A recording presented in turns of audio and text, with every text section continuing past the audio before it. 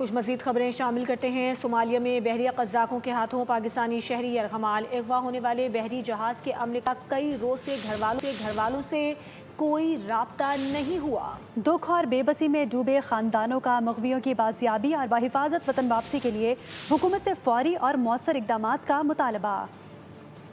صومالی قزاقوں کے ہاتھوں پاکستانی عملے کو یرغمال بنے 12 روز سے زائد گزر گئے۔ مغویوں کی بازیابی کے لیے تاحال انتظامات نہ ہو سکے۔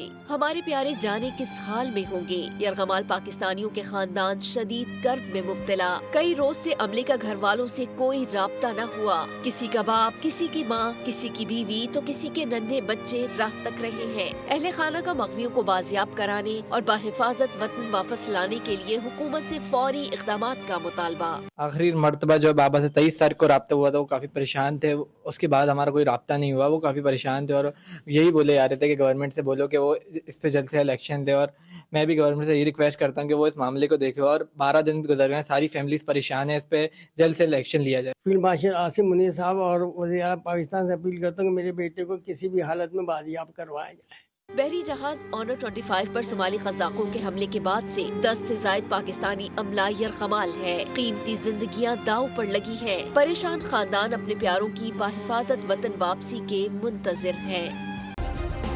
سبسکرائب کریں اور بیل دبائیں تاکہ کوئی خبر رہ نہ جائے۔